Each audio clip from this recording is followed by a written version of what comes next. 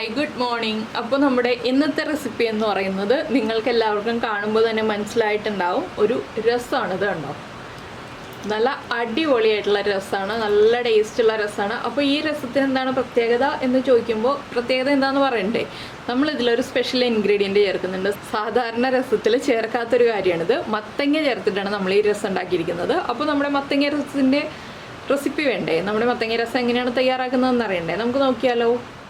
നമുക്ക് നമ്മുടെ ഇൻഗ്രീഡിയൻസ് നോക്കാം. നമ്മളിപ്പോൾ ഒരു ചെറിയ പീസ് മത്തങ്ങ, എൻ്റെ കയ്യിൽ കൊള്ളുന്ന അത്രയും മത്തങ്ങ, 1/4 കിലോ ഒന്നുമില്ല കേട്ടോ, 1/4 കിലോയുടെ പകുതി മത്തങ്ങ എടുത്തിട്ടുണ്ട്. അത് വൃത്തിയാക്കുന്നതിന് മുന്നേ ഉള്ള അളവാണ് 1/4 കിലോ പറഞ്ഞത്, അതിൻ്റെ പകുതി ഭാഗമാണ് എടുത്തിട്ടുള്ളത്. പിന്നെ ഒരു വലിയ തക്കാളി, ചെറിയ തക്കാളി ആണെങ്കിൽ 2 എണ്ണം എടുക്കാം, വലിയ തക്കാളി ആണെങ്കിൽ, നല്ല വലിയ തക്കാളി ആണെങ്കിൽ 1 എണ്ണം, മീഡിയം വലിപ്പമുള്ള തക്കാളി ആണെങ്കിൽ 2 എണ്ണം എടുക്കാം. ഒരു പിടി മല്ലിയില എടുത്തിട്ടുണ്ട്, 2 പീസ് ഇഞ്ചി എടുത്തിട്ടുണ്ട്. ഇഞ്ചിയൊക്കെ അത്യാവശ്യം വേണം. അതുപോലെ തന്നെ വലിയ അല്ലി വെളുത്തുള്ളി ആയതുകൊണ്ട് ഒരു 5 അല്ലി വെളുത്തുള്ളി എടുത്തിട്ടുണ്ട്. ചെറിയ അല്ലി ആണെങ്കിൽ 10 അല്ലി വെളുത്തുള്ളി എടുത്തോളൂ. 2 പച്ചമുളക് എടുത്തിട്ടുണ്ട്. ഒരു പിടി ഉള്ളി, ഇതുപോലെ തന്നെ പിടിക്കുമ്പോൾ ഒരു പിടി ഉള്ളി എടുത്തിട്ടുണ്ട്. പിന്നെ നമുക്ക് വേണ്ടത് കറിവേപ്പിലയും വാളൻപുളിയും ഒക്കെയാണ്. അപ്പോൾ ആദ്യം നമുക്ക് ഈ മത്തങ്ങ ഒന്ന് കുക്ക് ചെയ്യാൻ വെക്കണം, അതിന് ശേഷം വേണം ബാക്കിയുള്ള കാര്യങ്ങൾ ചെയ്യാൻ. പിന്നെ നിങ്ങൾക്ക് പരിപ്പ് വേവിച്ച വെള്ളം വേണമെന്നുണ്ടെങ്കിൽ ഇതിലേക്ക് ചേർക്കാം. അപ്പോൾ നമ്മൾ തൂരപ്പരിപ്പ് കുക്കറിൽ നന്നായിട്ട് വേവിച്ചിട്ട് അതിലെ വെള്ളം മാത്രം എടുത്തിട്ട് ചേർക്കാം കേട്ടോ. അപ്പോൾ ഞാനിപ്പോൾ പരിപ്പ് വേവിച്ച വെള്ളം ചേർക്കുന്നില്ല. ആ രീതിയിൽ രസം ഉണ്ടാക്കുന്നത് വേറൊരു ദിവസം കാണിക്കാം.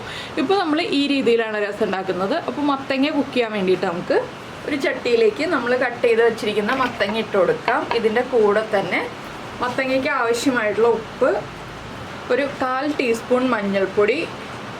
അപ്പോൾ ഇന്ന് ഇത്തിരി മഴയുണ്ട് കേട്ടോ, നല്ല മഴയുണ്ട് രാവിലെ തന്നെ. അപ്പോൾ ആ മഴയുടെ ശബ്ദമാണ് നിങ്ങൾ കേൾക്കുന്നത്, അതുകൊണ്ട് ഒന്ന് അഡ്ജസ്റ്റ് ചെയ്യണേ. എല്ലായിടത്തും മഴയുണ്ടോ എന്നൊക്കെ ഒന്ന് കമൻറ്റ് ചെയ്യണേ. അപ്പോൾ നമ്മളിനി ഈ മത്തങ്ങ വേവാൻ ആവശ്യമായിട്ടുള്ള വെള്ളം ചേർക്കുക. ഇത് കുക്കറിലും വേവിക്കാം കേട്ടോ, കുക്കറിൽ ഒരു വിസിൽ വരുന്നത് വരെ വേവിച്ചെടുക്കാം, ഇല്ലെങ്കിൽ ചട്ടിയിൽ വെച്ച് വേവിക്കാം. കുറച്ച് വെള്ളം കൂടിപ്പോയി എന്ന് വെച്ചിട്ട് കുഴപ്പമൊന്നുമില്ല. അപ്പോൾ ഞാനിത് വേവിച്ചെടുക്കട്ടെ. ഈ സമയത്ത് നമുക്ക് ബാക്കിയുള്ള കാര്യങ്ങൾ ചതച്ചെടുക്കാനുള്ളതൊക്കെ ചതച്ചെടുക്കാം. അപ്പോൾ ചതയ്ക്കാനായിട്ട് നമ്മൾ ആദ്യം മിക്സിയുടെ ജാറിലേക്ക് ചേർക്കുന്നത് 1 ടീസ്പൂൺ കുരുമുളകാണ് കേട്ടോ. മുഴുവൻ കുരുമുളക് തന്നെ ചേർക്കുകയാണെങ്കിലാണ് നമ്മുടെ രസത്തിന് ടേസ്റ്റ് ഉണ്ടാവുക. അതുപോലെ തന്നെ 1/2 ടീസ്പൂൺ നല്ല ജീരകം, നമ്മുടെ ക്യൂമിൻ സീഡ്സ്, ഇത് രണ്ടും ചേർത്ത് ഒന്ന് ചെറുതായിട്ടൊന്ന് ക്രഷ് ചെയ്തെടുക്കുക. അതിനുശേഷം നമുക്ക് ബാക്കിയുള്ള കാര്യങ്ങൾ ചേർത്ത് ചതച്ചെടുക്കാം. നന്നായിട്ട് പൊടിഞ്ഞു പോകുമെന്നും വേണ്ട കേട്ടോ, ഒന്ന് ചെറുതായിട്ട് പൊടിഞ്ഞ് കിട്ടിയാൽ മതി. കണ്ടോ, ഇതുപോലെ തരിതരിപ്പായിട്ടൊന്ന് പൊടിഞ്ഞ് കിട്ടിയാൽ മതി. ഇതിലേക്ക് നമുക്ക് നമ്മൾ എടുത്തു വെച്ചിരിക്കുന്ന ഇഞ്ചി, വെളുത്തുള്ളി, അതുപോലെ തന്നെ ഉള്ളിക്ക് പകരം സവോള ചേർക്കരുത്, ടേസ്റ്റ് കറക്റ്റ് ആവില്ല. പിന്നെ 2 പച്ചമുളക്, കുറച്ച് കറിവേപ്പില, ഏകദേശം 1 തണ്ട് കറിവേപ്പില ചേർക്കാം, കുറച്ച് മല്ലിയിലയും ചേർക്കാം. ഇത്രയും ചേർത്തിട്ട് നമുക്ക് വീണ്ടും ഒന്ന് ക്രഷ് ചെയ്തെടുക്കാം. ഫൈനായിട്ട് അരയണ്ട, ചെറുതായിട്ടൊന്ന് ചതഞ്ഞ് വന്നാൽ മതി. എല്ലാം ഒന്ന് ചതഞ്ഞ് വരണം, ആ രീതിയിൽ എടുക്കുക. ഇതാ നമ്മുടെ മസാലകളെല്ലാം നമ്മൾ ചതച്ചെടുത്തിട്ടുണ്ട്. തരിതരിപ്പായിട്ടാണ് കുരുമുളകൊക്കെ പൊടിഞ്ഞു വന്നിട്ടുള്ളൂ.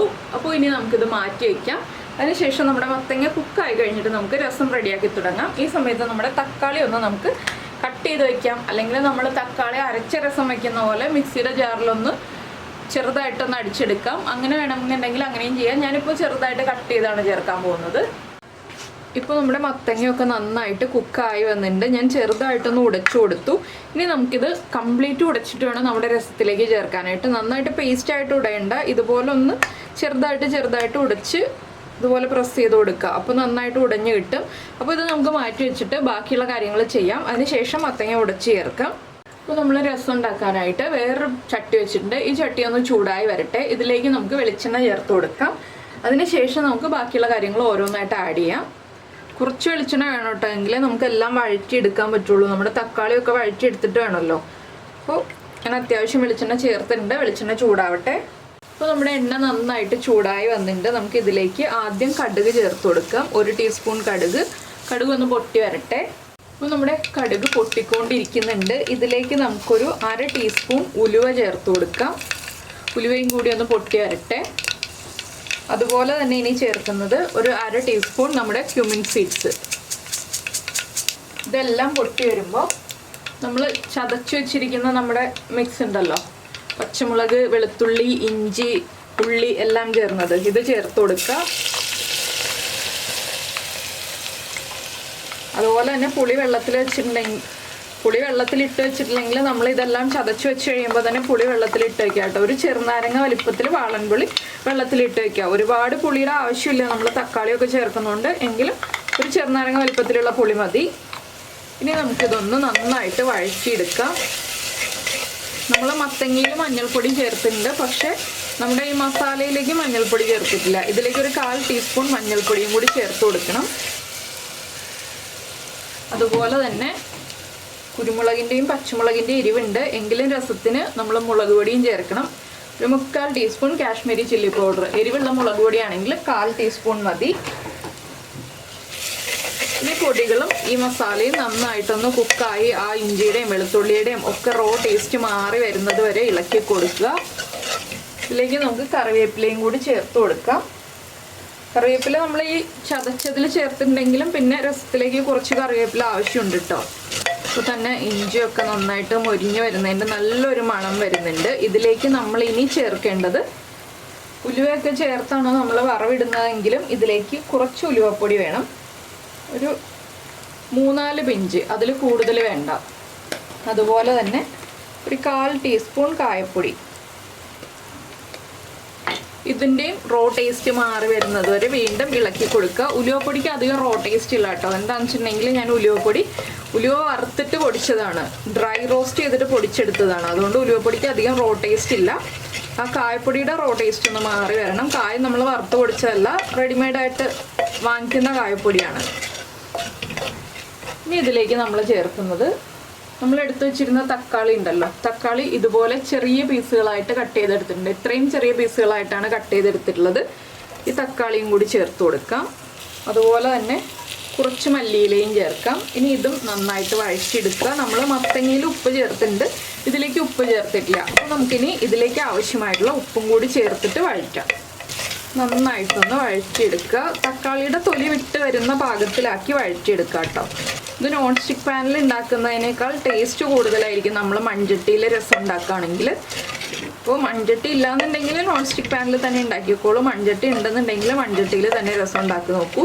അതിന് അതിൻ്റേതായിട്ടുള്ളൊരു ടേസ്റ്റ് ഉണ്ട്. അതുപോലെ തന്നെ നമ്മുടെ അരച്ച തക്കാളി രസം കണ്ടിട്ടില്ല എന്നുണ്ടെങ്കിൽ ഒന്ന് അത് കണ്ടിട്ട് ഉണ്ടാക്കി നോക്കൂ കേട്ടോ. നല്ല ടേസ്റ്റാണ് ആ ഒരു രസത്തിന്. ആ ഒരു രസം നമ്മൾ രാവിലെ ഉണ്ടാക്കിയിട്ട് രാത്രി കഴിക്കുക, അല്ലെങ്കിൽ തലേ ദിവസം ഉണ്ടാക്കി വെച്ചിട്ട് പിറ്റേ ദിവസം ഉപയോഗിക്കുക. അപ്പോഴാണ് കൂടുതൽ ടേസ്റ്റ് ഉണ്ടാവുക. എല്ലാ രസവും നമ്മൾ ചൂട് കംപ്ലീറ്റ് മാറിയിട്ട് കഴിക്കുമ്പോഴാണ് രസത്തിൻ്റെ ടേസ്റ്റ് കറക്റ്റ് അറിയാൻ പറ്റുക.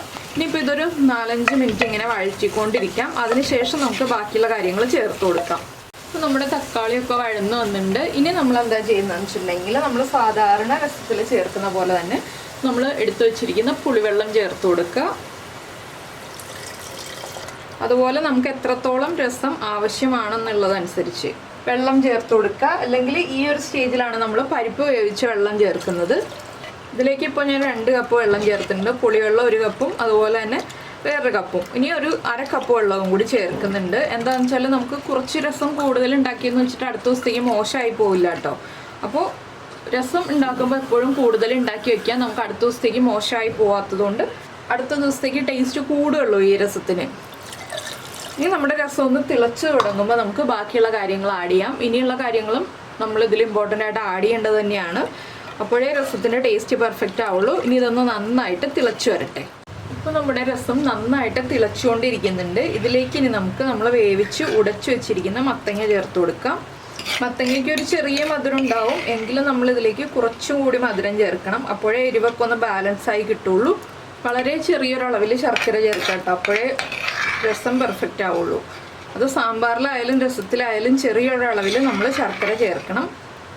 ഇനി നമുക്ക് ഈ മത്തങ്ങയും കൂടി ചേർന്ന് ഇതിലേക്ക് ഇടുന്ന് തിളയ്ക്കുമ്പോൾ ഉടനെ തന്നെ ശർക്കരയും ചേർത്ത് ഉപ്പും എരിവും പുളിയും എല്ലാം ഒന്ന് ബാലൻസ് ചെയ്യാം.